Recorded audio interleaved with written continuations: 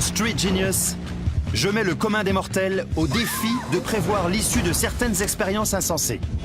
Que va-t-il se passer? Quel est le plus résistant?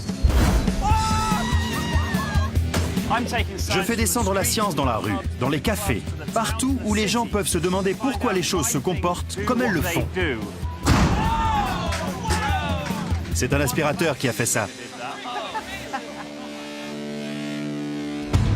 Pour commencer, je vais provoquer une réaction chimique générant une chaleur de 2200 degrés Celsius pour tester la force de certains matériaux. Cette expérience explosive étant dangereuse, un stade de baseball vide devrait fournir les conditions de sécurité nécessaires. Et j'ai placé quelques volontaires aux premières loges. Laissez-moi vous présenter l'une de mes expériences les plus dingues. Vous voyez ça? Oui. Le pot de fleurs accroché à cette échelle contient un mélange appelé thermite. En brûlant, elle dégage plus de 2200 degrés Celsius. C'est ce qu'on utilise pour souder ensemble des rails de chemin de fer. Pour vous montrer à quel point ce mélange est explosif, j'y ai ajouté un peu de permanganate de potassium, puis quelques gouttes de glycérine, combinaison qui produit une combustion spontanée. La thermite embrasée va tomber par le trou situé au fond du pot de fleurs sur 4 matériaux différents, pour voir lesquels peuvent résister à la chaleur engendrée. Tout d'abord, nous avons une portière de voiture en acier, puis du sable, de l'eau, et enfin une plaque d'aluminium. À votre avis, lequel de ces 4 matériaux va supporter la chaleur de la thermite embrasée? Je vais dire l'eau. L'eau. Bien. Et vous? Je choisis le sable. Le sable. Au suivant? Moi, je choisis l'aluminium. Et il y en a dans les moteurs. Bien. Et vous? Je dirais le sable. Vous dites le sable. 2 pour le sable, 1 pour l'aluminium et enfin 1 pour l'eau.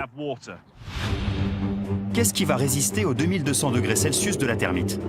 Une plaque d'aluminium? Une portière en acier? Une cuve d'eau? Ou 15 cm de sable? Commençons par l'acier.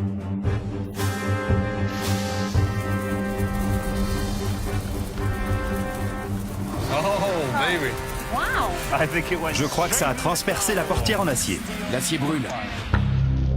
C'est difficile à voir avec les étincelles, mais la thermite fondue qui s'écoule sur la portière l'a réduite en une bouillie enflammée. Et quand les flammes sont éteintes, on voit nettement 2 gros trous dans l'acier. Et la plaque d'aluminium.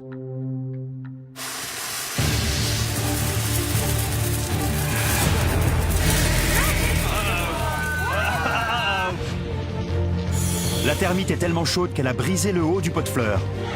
L'aluminium n'avait pas la moindre chance de s'en sortir intact.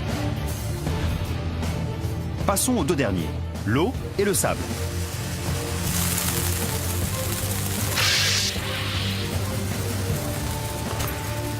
La thermite a traversé la cuve d'eau, mais le sable résiste. La thermite n'arrive pas à passer au travers. Ça ne le traverse pas. Il ne brûle pas. Non. Une fois les flammes éteintes, nous pouvons constater que la thermite n'a pas réussi à traverser la couche de sable.